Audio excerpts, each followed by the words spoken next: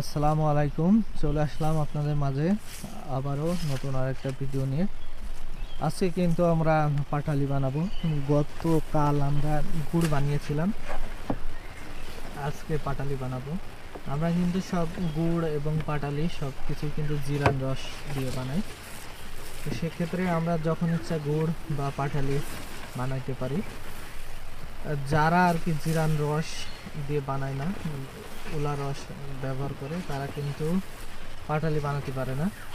পাটালি বানাইতে হলে অবশ্যই জিরান রস হওয়া লাগবে, এবং জিরান রসটা বানাইতে গেলে আপনাকে গাছটাকে একটা রেস্ট দিতে হবে, বা আমরা বলি জিরান দেওয়া লাগবে।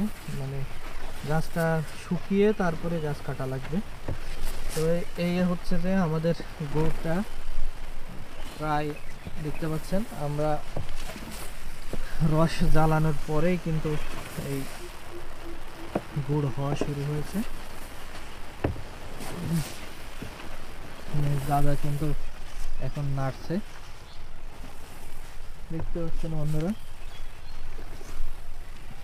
দাদা কিন্তু ভিতরে জ্বালানি দিয়ে দিয়েছে, জ্বালানিতে অল্প অল্প আর কি তাপ আছে, সেই তাপেই কিন্তু আস্তে আস্তে হচ্ছে। আর এখন কিন্তু প্রায় হয়ে যাওয়ার মুখে, এই কারণে অনবরত নাড়া লাগবে, না নাড়লে কিন্তু আপনার পুড়ে যেতে পারে। দেখতে পাচ্ছেন যে আমরা খুব সুন্দর করে কিন্তু এগুলো বানাচ্ছি। আজকের পাটালিগুলো যাবে ঢাকাতে। ঢাকার এক ভাই অর্ডার দিয়েছেন 5 কেজি, সেখানে কিন্তু এই পাটালিটা যাবে। আজকে এখানে 5 কেজি হবে না, তো আমাদের আরেকদিন অপেক্ষা করা লাগবে।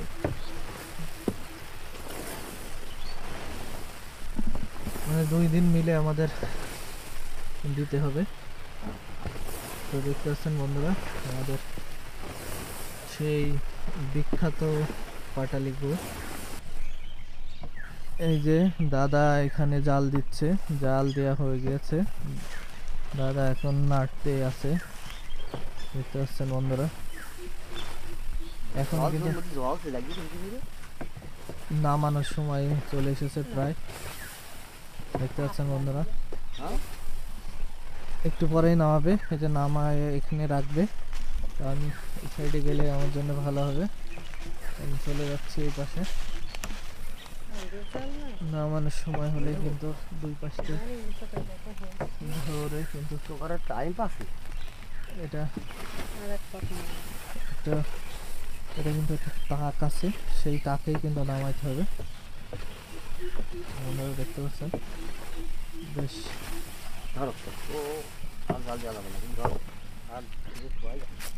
বন্ধুরা দেখলেন যে আমাদের পাটালিটা কিন্তু ভেঙে গেল।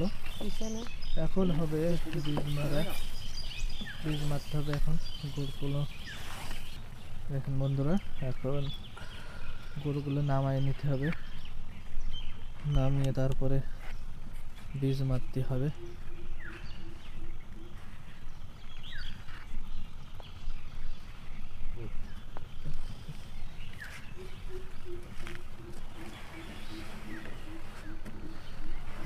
সব কিন্তু এখন গুড়গুলো নামিয়ে নিয়ে আসা হচ্ছে, নামিয়ে তারপরে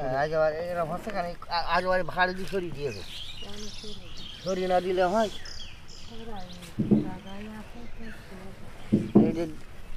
ঢালা দিয়ে দাও, এই দিক দাও, ওই দিক দিতে হবে না, এই দিকটা খাবড়া দিয়ে দাও, গুড় ওদিক সে যাই যাক। বন্ধুরা দেখুন, এখন কিন্তু আমাদের গুড়টা পরিষ্কার করে নামিয়ে নেওয়া হবে।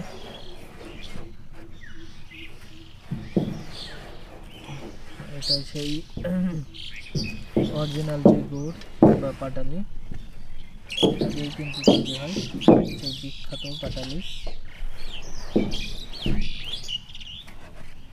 এখন সেরা মানের পাটালি হবে এখান থেকে।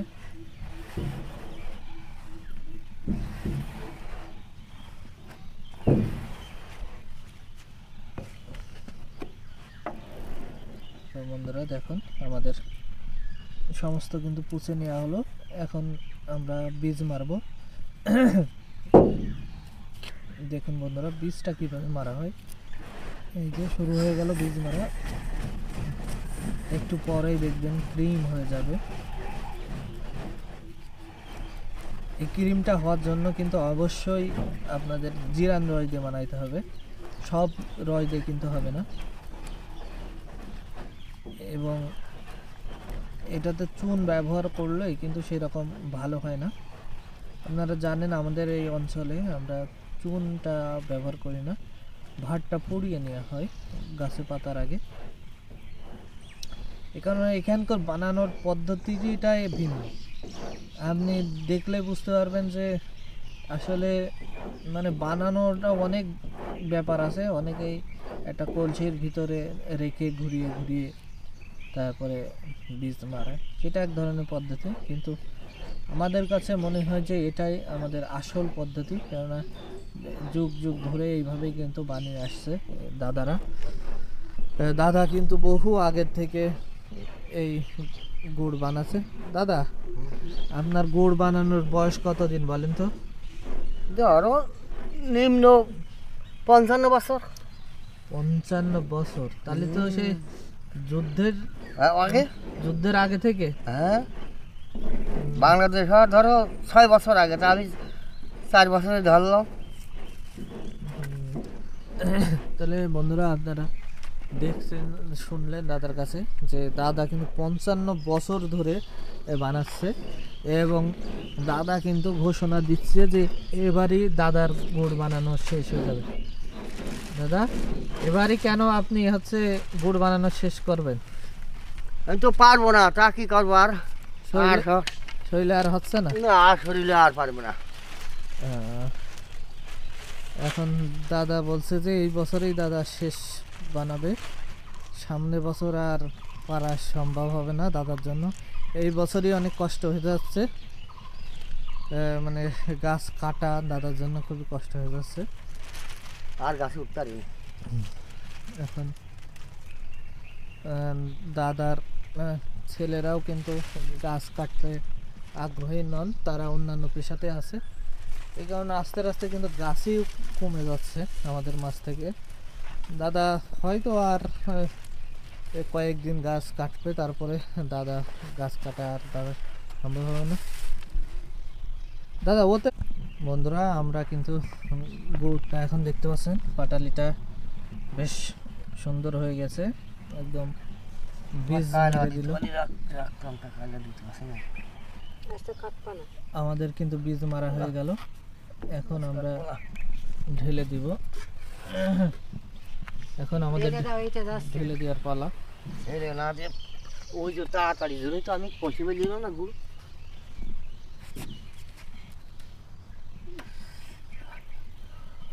ওই দাগ পর্যন্ত দিতে হবে না, একটু হবে না। থাক থাক থাক থাক, বেশি হয়ে গেছে।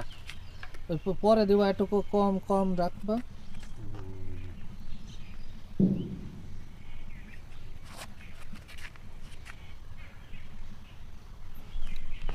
এই উঁচু নিচ তো, থাক থাক। হয়ে গেছে 1 কেজি হয়ে যাবে, 1 কেজি করে হয়ে গেছে। এটা একটু বেশি হয়ে গেছে, যাক। আচ্ছা মাপলে দেখা যায়।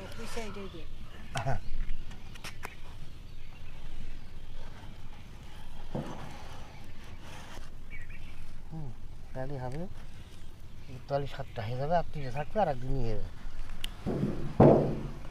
কাল পরশু দিলেই হয়ে যাবে।